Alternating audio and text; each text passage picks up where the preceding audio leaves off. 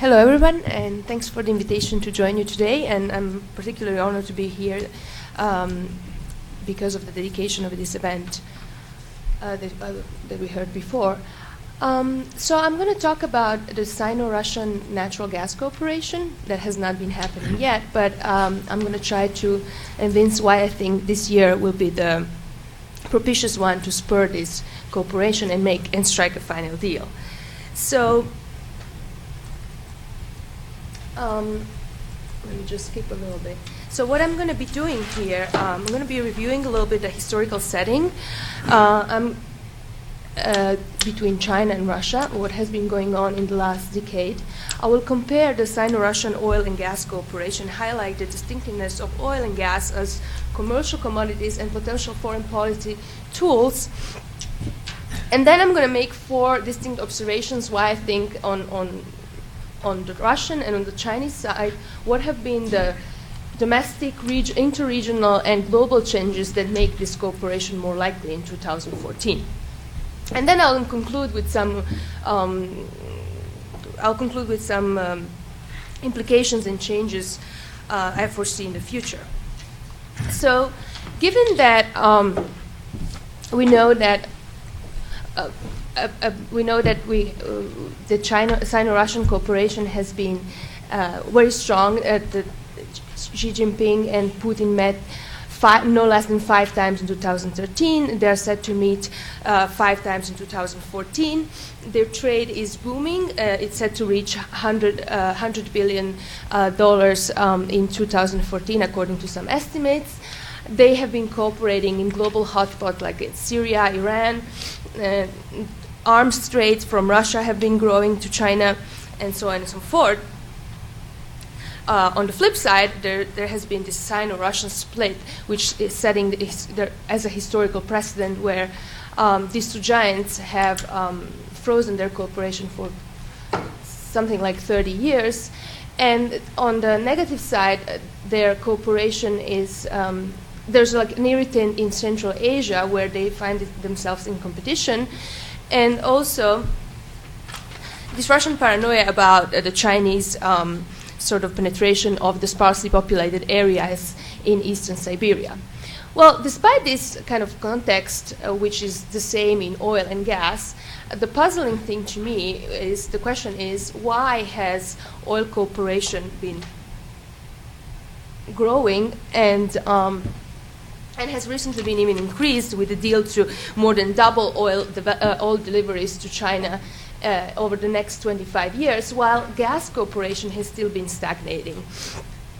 And to answer this puzzle, I rely on data, more than like 25 interviews on each side, and like a mix of sources that I have collected in the last 2 years when I started this project. I want to explain this puzzle. I want to focus on. I want to spend some few words on how oil and gas are different as commodities and are as potential foreign policy tools.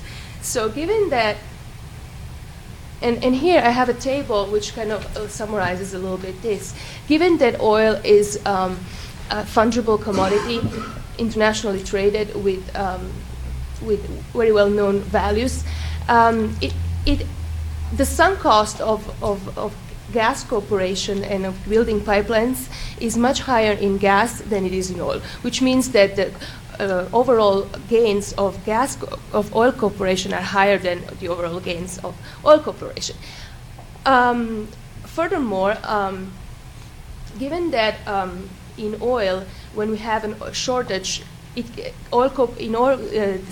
resources can be much more readily replenished than in gas cooperation, which make these 2 commodities very different in terms of international cooperation. A second reason, which is actually I think the most important one, is because very simply China didn't need so desperately gas as it needed oil in 2009 when this oil deal was reached. If we look at the Chinese energy mix, oil occupies like around 19%, while gas today, it occupies only 4% of its consumption.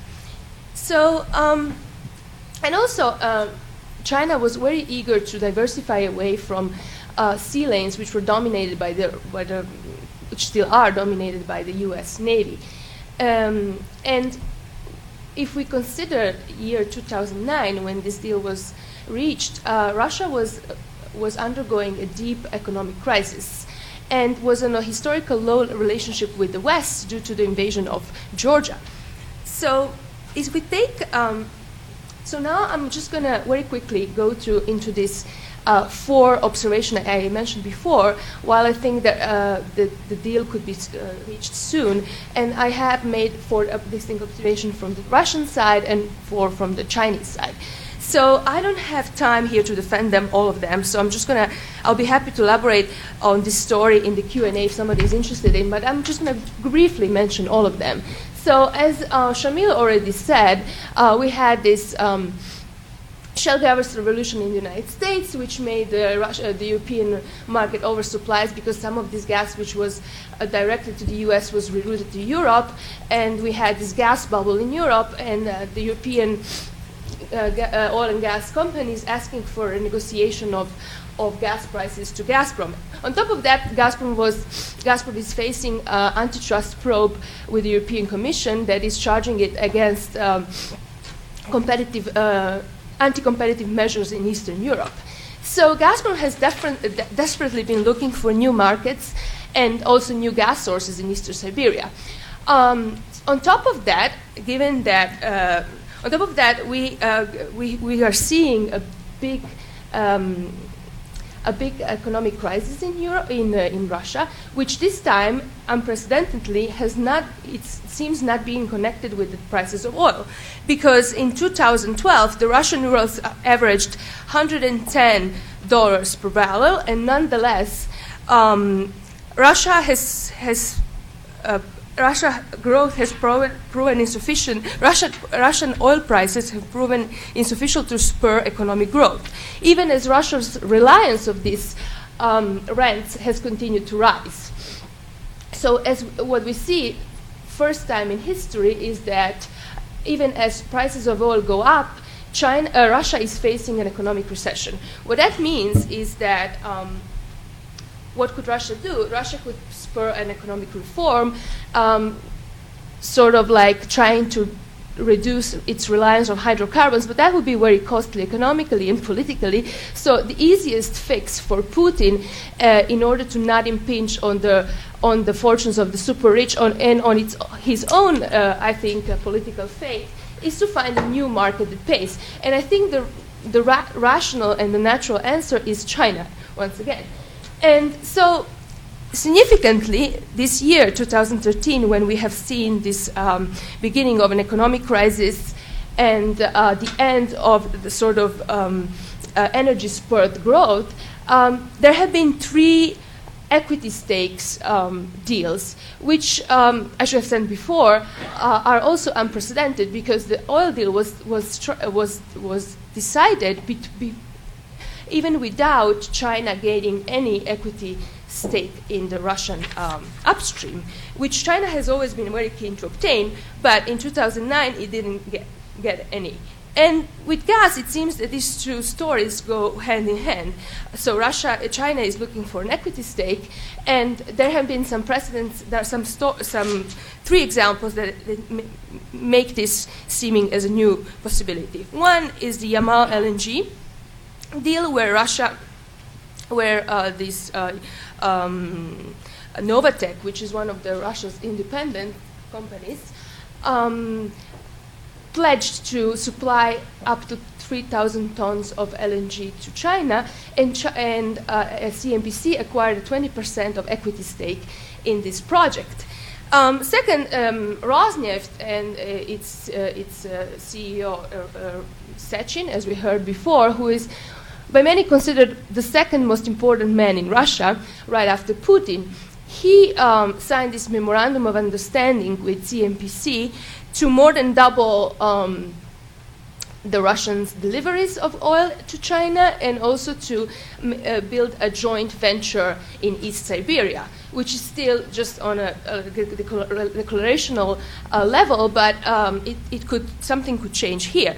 And third, PetroChina has also declared it wants to invest in East Siberia, and it has pledged to put like $10,000 billion in Eastern Siberia as a means to finalize this deal. So there have been a lot of changes from the Russian side, and also there has been this important progress in the route in 2013, where Russia has given up its opportunity to be the swing supplier, being able to divert its extra supplies from Western Siberia to the east, and sort of play this arbitrage game between Europe and China. So it has been one of these most important concessions on the Russian side. So this is the Russia's eastern program, which relies mostly on the Kovykta and on Chayanda fields, which are two massive, like mammoth fields. One has 1.3 trillion cubic meters of gas, and the other one has 2.5, I think. And in order to develop that, Russia has relied on an eastern program whose value is between 80 to 90 billion dollars. And since Russia didn't want to put all its eggs in the Chinese sort of basket, it tried to build multiple pipelines, and in order to avoid to rely on only one consumer. But ironically, without the Chinese participation, all this effort will be unjustified. So it's a big expense to avoid to be dependent only on China, but then if China doesn't join, it doesn't really make sense. On the Chinese side, although China can sort of play wait and see, as we already heard, and it can leverage its position as a consumer, there are reasons to believe that China is also eager to finalize this deal. Just consider this. China, in 2015, China is projected to increase its gas consumptions to 260 billion cubic meters. Domestically, it produces 100 billion cubic meters of gas. So it could theoretically maybe increase to 150, which still leaves us with 110 billion cubic meters of a gas shortage, which China could get from LNG markets. But then, right now, China is competing with Japan that phased out its nuclear, and India that is also massively increasing its consumption. So everything else being equal, it seems that LNG competition between these eastern markets is going to increase massively. So if China has to do without Russian gas, that means that the price of LNG in the eastern markets is going to go up. And here I disagree a little bit with Shamil. I don't think there's going to be a gas bubble there. I think if China doesn't get Russian gas, I think the price of LNG in this market is going to go up, which is a good news for consumers like Qatar, Indonesia, or Australia, and so on, but not for China. On the other hand, also China has been, and this fits into the story of marching west. China has been eager to secure its security of supply, so to speak, without the intermediation of the U.S. Navy, especially because of the tense situation in the South China Sea and the East China Sea. And in this regard, the March West story fits well because that gives it inland supply, and I think Russia here is a big player as well. And then, so this is just a slide showing how this gas consumption in China is really projected to take off due to environmental consideration in China and this new leadership that is really seems willing to tackle this environmental problem. So this is just showing how the new route, the eastern route, is avoiding the Uyghur region in Xinjiang that China finds really sensitive, and it's also reaching the main Chinese markets, which are more on the eastern side. I'm kind of doubtful that the shale in China is going to really take off in the next 10 years because of, a lot of problems which are summarized here: geology, geography, the water. Also, the shale deposits are much deeper in the ground than in the United States. But I think most of all, the biggest constraints are institutional in nature. Oops.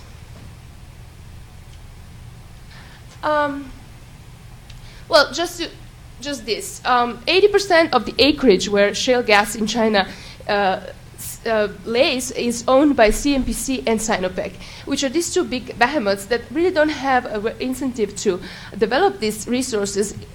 If a reform on the pricing in China if it's a reform on pricing is not reached, they don't have an incentive to develop those resources, because gas is so cheap in China that it really doesn't make sense for them to kind of, and they still have conventional gas to play with. So, and also there's even an institutional kind of debate between the NDRC and the Ministry of Land and something, I don't remember the whole name, resources in China, whose responsibility should be this shale gas. They didn't even figure out that yet. So it's going to take some time for China to solve these institutional problems. So these are some just joint ventures between Western and Chinese NOCs, but they just have minority shares for now in China. So to sum up, I have made 4 distinct observations on each side about why the deep hesitance, inaction, and ambivalence could be soon transformed between these two giants. And I turned to a country-specific analysis on both sides. And just to sum up, I think in Russia, the rise of some actors like Igor Sechin, who are pressing, and other independents like Novatek, who are pressing for the end of this law of the pipelines, where only Gazprom has the right to export pipeline gas in Russia, it's significant. And also the Kremlin's frustration of these unsuccessful Gazprom negotiation techniques. On the China side, I said that the shale gas revolution will not be so significant to kind of change the import equation. And on the other hand, we have a rise in the particular kind of leadership that is more sensitive to climate concerns. Just to finish, I don't think the competition in Central Asia will be a big irritant. It will disrupt this geopolitical logic of deepening the Sino-Russian gas ties. If anything, I think, given that China has contracted a 60 BCM pipeline from Turkmenistan, and Central Asia is an increasingly important actor in the Chinese portfolio, I think that should act as kind of like stimulus for Russia to move and to finalize the deal sooner. And I don't think, and for Japan, a roughly similar pattern I think prevails, is Japan stands somewhat on the sides of these pipeline negotiations, this Sino-Russian pipeline politics. Although in the oil deal, Russia had played the Japanese card, now Russia is more eager to finalize, more desperate to finalize this deal, so I don't think Russia has any incentive to play the Japanese card. I think Ukraine is somewhat of a wild card in this relationship, although the natural expectation would be that Russia is going to turn even more eastwards towards China, obviously. But even without Ukraine, given the reasons I already kind of evinced here, I think that will happen. And I think it's also interesting to consider the kind of the alternative scenario if that doesn't happen. So if kind of like Russia doesn't take the after 2020 window, because China now is supplied until 2020. So the question is, how much of a window does Russia have? So if Russia doesn't really take advantage of soon of a window after 2020, I think we're going to see a very long status quo where China is going to fill its gap with LNG and with burning additional coal, because LNG is going to get very expensive. So I don't think it's going to be able to rely only on LNG. I'm finishing. And so what are the policy implications of all this? I think an important one is on climate change. So if China and Russia reach the deal, actually it would be a good news for climate change. It would be good news because of containing the LNG prices in Asia. And another last thing, I think I'm skeptical about these unsettling implications of a Sino-Russian energy-centered intent in Eurasia. I think they're consortium, I mean, beyond energy is kind of weak. If it's not set on specific issues like Syria and Iran. So I think, yes, there are big prospects for this comparison, but they're mainly set on economic profit, more than this parallel, albeit less pronounced, willingness to counterbalance American power. Thank you.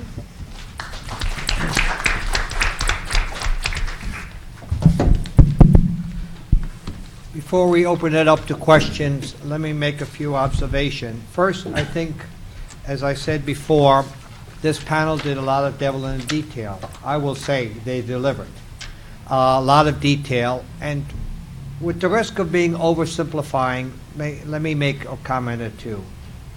Gazprom is Russia. Russia is Russia Inc. China is CNPC, and some others is China Inc. Kazakhstan, Kazakh Inc. What we have here, and to a degree, but obviously I'm oversimplifying, we have state capitalism at work.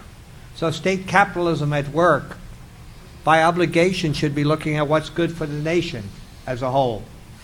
Obviously, that has implications that are totally obvious. But we do have state capitalism. We have focused on Russia, we've focused on China, we've focused on individual countries, and we've said in passing, companies have minor shares in China, independent producers.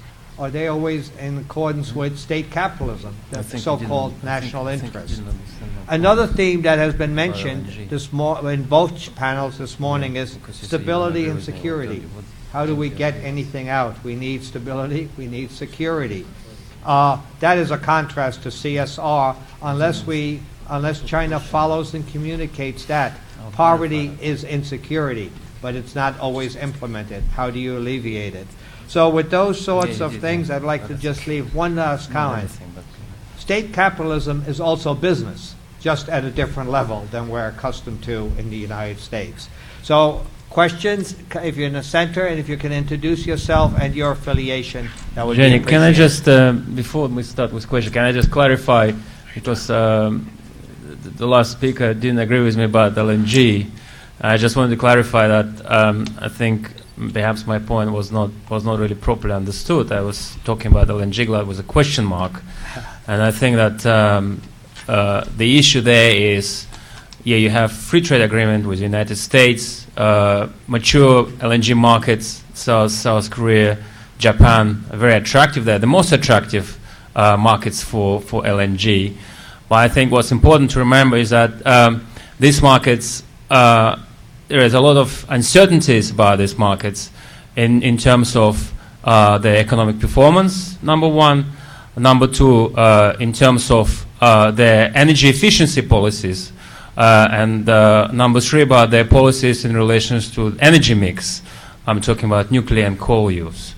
So in a sort of worst case scenario, if the demand is not as high as expected, China will benefit from the LNG glut that will appear as a result. Thank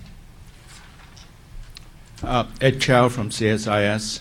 I'd like to take off on Morena's last point on the window of opportunity from Russia and ask Shamil and Mr. Ma the question on whether the Chinese and the Russians will come to a final pricing agreement when Mr. Putin visits China in May or not.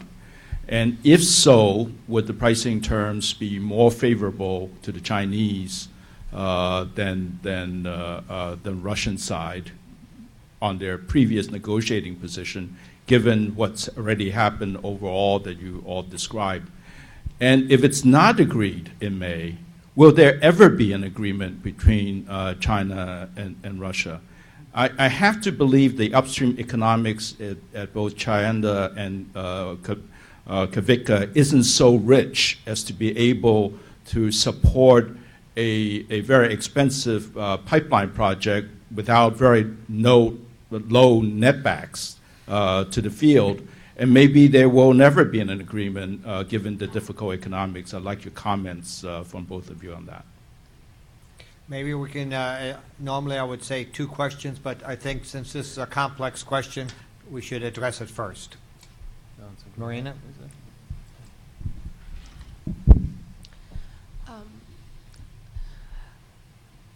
I think my personal opinion is if they don't reach an agreement in May, at least if they don't agree on something in May and then they don't finalize the agreement by the end of this year, I see difficult the possibility. I agree with you that there's not going to be an agreement for either a long time or never again, because I don't think CNPC will be generous with Gazprom anymore. Right now, well, this is just anecdotal knowledge I have.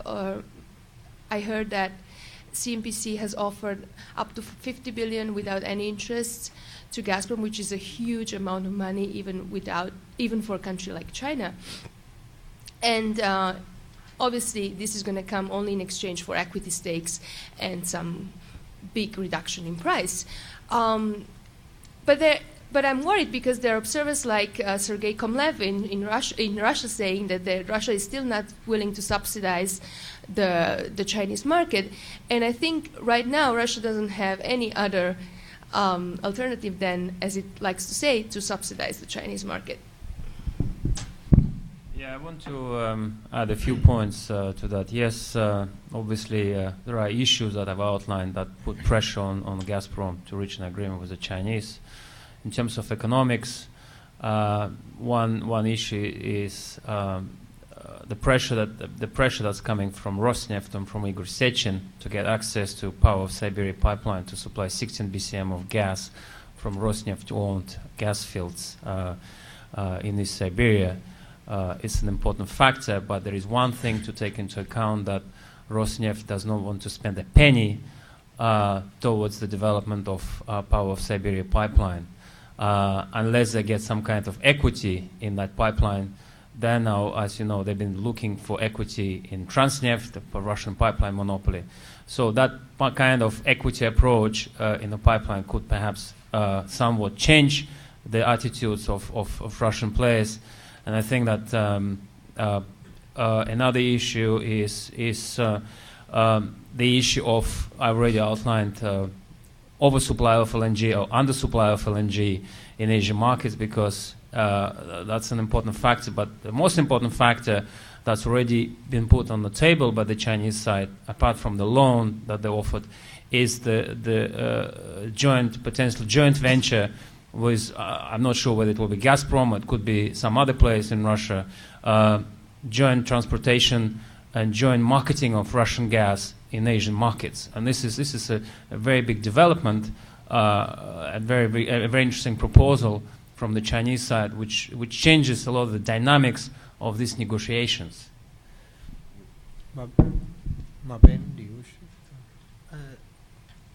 Okay, I think maybe the most important time of the Russia and China cooperation is the last year, 2013.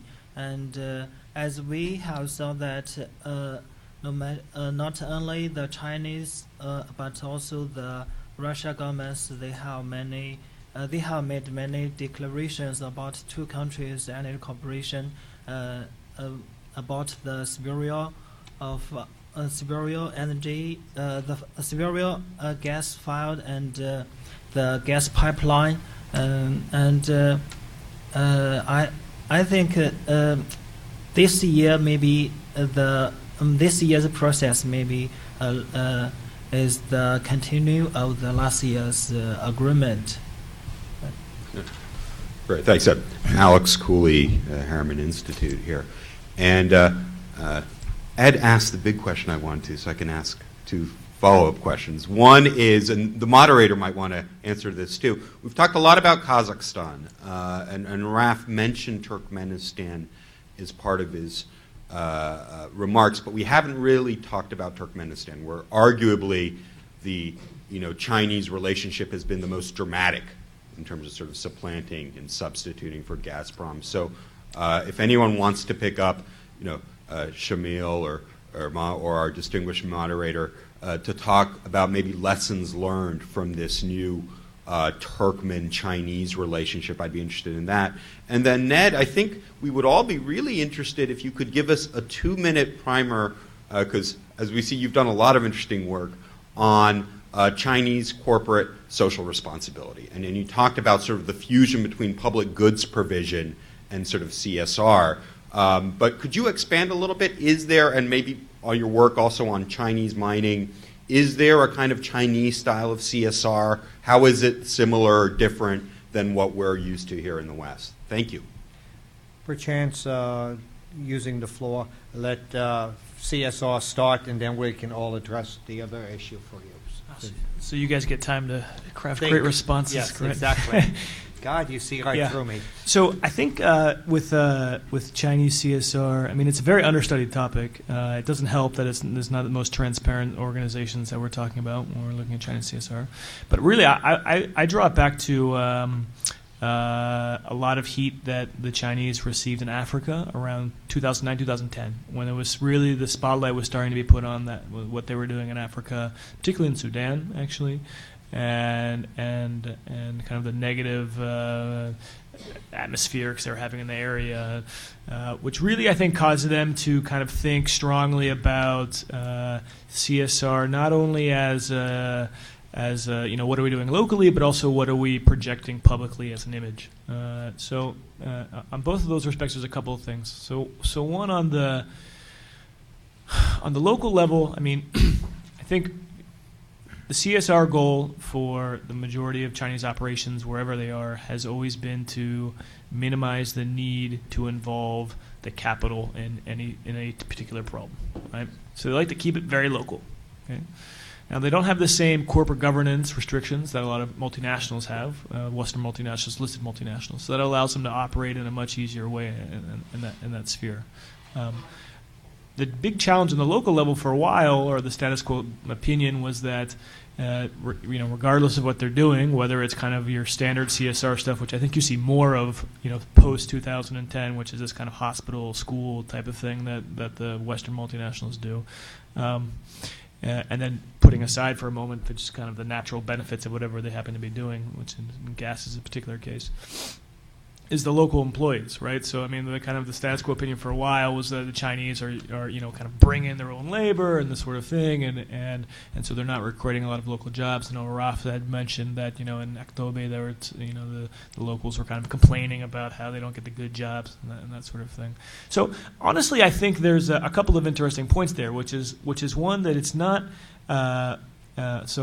So from a public relations perspective, they've clearly realized that that's a huge sticking point, because now whenever you hear them talking about CSR or something related to CSR in a public sphere, they always focus on how many locals that they're hiring. I mean, they know that is a criticism that they received in the past. Okay, I think getting below the surface on that, I mean, their problems with local workers are the same problems that Western multinationals have at the end of the day, which is that while I'm sure there are a lot of people in Aktobe that would love to be petroleum engineers, they don't have the training to do that, and that's always been the case, right? I mean, so it's it's not just Kazakhstan, it's around the world where a lot of contracts require some sort of local capacity to be involved.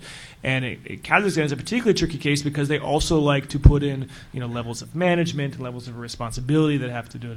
And I think in that case there's no reason to mystify the Chinese experience versus the Western multinational experience, and that they struggle with the same issue. Okay, that's one thing. I do think that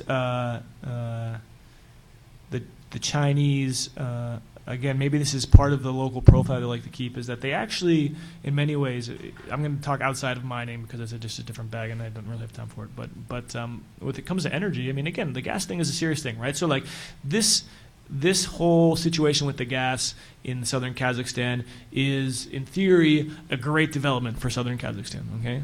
But you don't see the same sort of high-profile kickoff event that you would have if a Western multinational was going to gasify all these towns in southern Kazakhstan, right? I mean, there was a signing ceremony. It was going to be in Beijing. It wasn't in South Kazakhstan. There was a couple of comments. This is great for Kazakhstan, but not nearly the same look. And I think this goes back to what other people are saying. I think Raf had mentioned, other people have mentioned it, which is that the Chinese know that there is this kind of xenophobia, and they keep a low profile in that respect. So I guess for a 2-minute primer, that'd be my two-minute primer. I mean, again, just to say quickly, I think post-2010 things changed significantly for them, but there's no reason to mystify a lot of their problems. The big difference is that they don't have the same corporate governance requirements that a Western multinational does, which allows them to operate locally a lot easier than a Western multinational does. Thanks. Let me just interject with an anecdote from Shell in Nigeria. Shell, for many years, was just sending in its own engineers and hiring local people. In fact, they hired some very talented local people to do the low-level jobs, even high school graduates. Then all of a sudden there became a Nigeriization policy in Nigeria, which meant they had to Nigeriize, if you want, upper management, including engineers. And they brought in Nigerian engineers from England, for example, people who have been educated. The locals said something. They're not us. So in other words, there was a minority problem. They were not considered Biafrans, if you want, Igbo people. So the question that I've always found very puzzling is, you want to employ local people. One thing is the low level. But you're there 30, 40 years. Why do you not have a plan of how do you bring even people up to speed so you have engineers of the future? That is part of CSR, although, as rightly pointed out, it's too often looked at building that hospital, building that school, and moving on. So in response to the other questions, why don't we start at one end of the table, and anyone can interject, and I'll end at the end. Morena, I think, and Shamil, you were asked a question. Yeah, in terms of Turkmenistan, I think that in terms of lessons, I mean, the problem in the relationship between Russia and Turkmenistan, as you know, always been the fact that Turkmenistan has been a backup gas producer for Russian gas to Europe and for Russian domestic consumption. That's been a traditional way the gas system was organized. And as soon as there was a depression of gas demand in Europe, Gazprom stopped buying gas from Turkmenistan. Obviously, the way it was done was quite damaging, I think, though, in terms of relationship between Moscow and Turkmenistan. As you know, they just closed the taps and they stopped taking gas, even though they had an agreement with Turkmenistan to take certain volumes of gas, which resulted in the explosion of a pipeline. The challenge for Turkmenistan in that respect, obviously, was they needed to find a market, and here, China really came up with an offer Turkmenistan could not refuse. Loans, companies coming in, building all infrastructure, taking that gas. So Turkmens were happy to provide equity, and if your budget, 90% of your budget, it went up from 70% dependence on gas up to 90% dependent on gas exports. If your budget is dependent, you have to go with a company or with a player that is ready to take your gas. And Chinese obviously know that Turkmenistan was in a very difficult situation. I think what they offered was a very good deal for both parties. And the question is, Turkmenistan obviously wants to diversify their gas exports, and but the Iranian issue is the supplies to Iran are quite limited. It's not really a growing market, even though they've started supplying more gas to Iran. And the European market is a depressed market. The only potential market is India. And in terms of lessons, I think Turkmens learned one lesson is that they cannot be dependent on one particular player. That's the first lesson they learned. The second lesson they learned is other countries play their own games, particularly Azerbaijan, despite all the talk about Azeri providing infrastructure for exports of gas. It's not really there, and Azeris are not really interested in supplying Central Asian gas to Europe at this stage, because they're interested more in playing games, geopolitical games, political games with their neighbors, and also to at the end of the day, it's a commercial interest. They're more interested in supplying their own gas to Europe instead of Central Asian gas. So all this other talk about providing infrastructure, developing export infrastructure for Central Asian gas, it's all just been a part of a normal foreign policy strategy of Azerbaijan. Let me It's a complex question in one respect, but let me give, again, which I'm noted for, an anecdote. As I mentioned before, one of the challenges is Russia Inc., China Inc., or Kazakh Inc., or even in this case Turkmen Inc. That's obviously an exaggeration, but it shows that there's state capitalism or business at a national level. But one of the challenges that I've seen in Turkmenistan, and that goes along with basically your question, is how do they approach? They're trying to approach business. And one anecdote, the one that struck me very much, is when a Turkmen representative said about India, why can't they be more like Russia and China?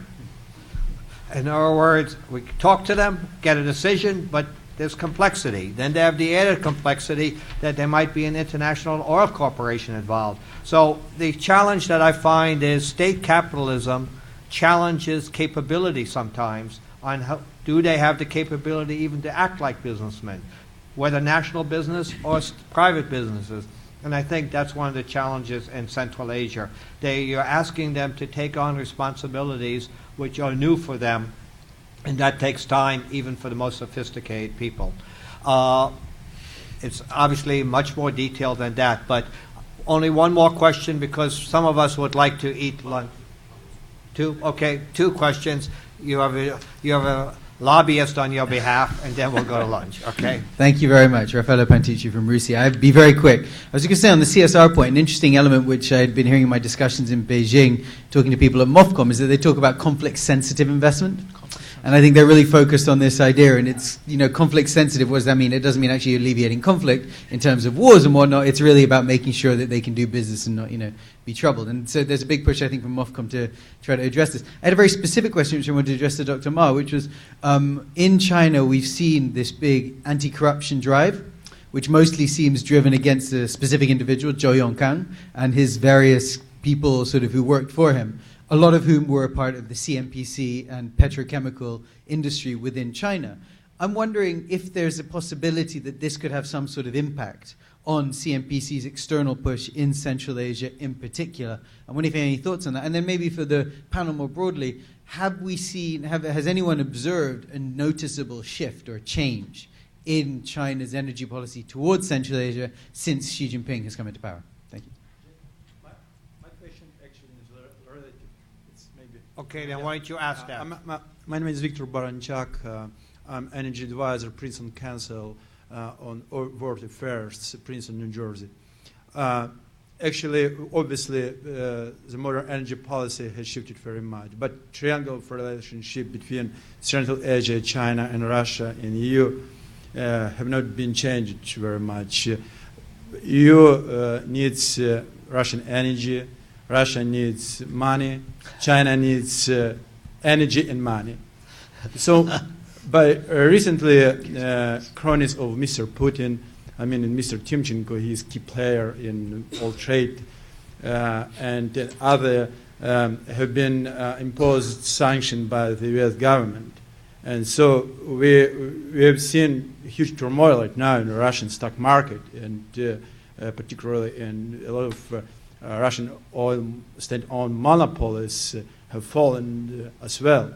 So what do you think about serious impacting, in particularly financial planning, in terms long-term investing in this triangle, Russia, Central Asia, and China? Thank you.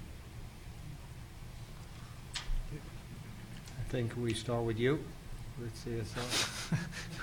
CSR is going to be very popular. Yeah. It's music to my ears, I have to admit. Yeah.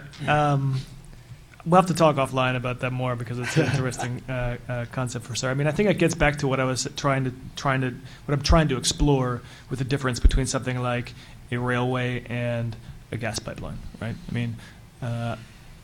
Putting aside the security issues, which are substantial, they have completely different implications one another if you're going to connect two countries, by rail or by gas. I think. I don't know. Honestly, I don't have. We should have a beer later and talk about it. I'll leave it at that. I'm sorry. Yeah. Does anyone else wish to interject there? just wanted to say one thing about Turkmenistan. Can you speak up, please? Yes. I think Turkmen gas to Europe is not even an issue because of the unresolved legal status of the Caspian Sea, so it's not going to happen anytime soon. On the other hand, as Shamil said, Russia has used Turkmen gas to make up for its own production and to sell it to Europe on higher prices. So China was a welcome presence once it came to Turkmenistan, but I think right now the Turkmens are a little bit stuck with the Chinese as well, which makes this mounting xenophobia to rise even more. And I think if Russia was a sensible actor, it could use this new situation to sort of restore a little bit its influence in the region, but I don't see that happening. I think that is a provocative term, sensible actor. Shamil, would you? Vic, to ask a question about, I didn't quite maybe misunderstood you. You're talking about triangular relationship between Russia, China, and Central Asia. Is that was your question? Was focusing what is the potential for that relationship? I think there is, two ways of that things could work out as always. There could be the third way. The first way, obviously, all the structures, SCO and the relationship, tax and customs union involving Kazakhstan, obviously could play a certain role. By the end of the day, Central Asian countries and Russia are service economies to China. I think we should admit this. Some people call it resource colonies or whatever, but I would prefer a more diplomatic term, service economies. So, and the question is, a lot will depend on China's attitudes. I don't think it's so much to do with Russia and Central Asia. I think at the end of the day, I think China will be in the driving seat, and whether China will want to have this triangular relationship or not, it will be up to different sort of views within the State Council, how about China's role in international affairs in Asia Pacific, in the Middle East, in Europe. So a lot of things will be driving that relationship. But at the end of the day, it will be China be driving that relationship. I think at this point. Sorry, can I just actually, now that I've had a chance to have a little bit of a think, I have something to say. An interesting example of what may be considered conflict-sensitive investment would be the money that the Chinese gave to Samarkand during the crises. Okay, so what I'm specifically thinking of is when during the financial crises, the commodity sector took a huge hit in around the world, including in Kazakhstan, and ArcelorMittal, Kazakhmys, the NRC. I think Glencore might have been there. They all basically huddled together and said, listen, we can't keep all these people on staff, all these people that were employed. And in mining, that's a big deal because in Kazakhstan, it's not a huge population, and it's a very employee-intensive industry. So when ArcelorMittal, which employs like 55,000 people in Kazakhstan, is thinking about shedding quite a bit of a workforce, it's a big deal. And what the guys at Samruk basically said was, okay, instead of firing everyone, why don't you just use this time of downturn as an opportunity to improve your infrastructure and get the machinery up and running and these kind of capital cost type things, right? And we'll give you all the money you need to do that. And all the money they gave them to do that came from China.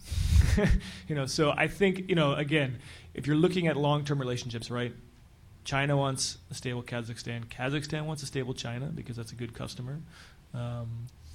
And those kinds of the way that they can use their money in those particular situations is perhaps a great example of a very conflict-sensitive investment in the sense that everything's about maintaining stability. And I think you would say the same thing about the gas pipeline that they gave the $700 million for. Right? Yes. I would just like to interject one thing before on that one. It's not just about stability. If you looked at this, and Germany is not an economic power vis-a-vis the energy game, but the German approach to work is very, very simple. If you got a downturn, you still keep your employees busy.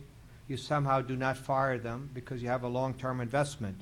And if you fire them, you may not be able to rehire them. So the question is keeping people engaged. It's a different perspective, and I think that's one of the things that one has to look at and should look at even in the energy. It's not short-term, it's long-term. And the question is, how do you affect something long-term? And employment is one of the long-term. If you fire engineers, you may need them tomorrow. Where are you going to find them? Interesting enough, just on an anecdote, in Germany, when the pharmaceutical businesses actually went somewhat out of business, people found new jobs. It is almost impossible for Germany, although it was a pharmaceutical power in 1995, it lost it because people took different jobs. Had you maintained that, they could have come back. There was a downturn, there was competition. So there's something to be thought about. It's not just CSR, it's also a long-term perspective. Maybe that's a hidden value of, quote, state capitalism.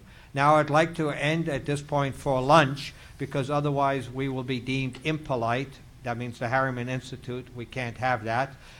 If all of the speakers would join Alex and myself to go to the faculty house, and everybody else, if we can resume here at 2:15 so we can have the last panel. Admittedly, we'll have a full stomach, so hopefully we'll still have the energy to talk about it then. So 2:15, it's going to be a little bit of a compressed lunch, but hopefully we can be back in time. The reason is we need to stop at 4 o'clock today.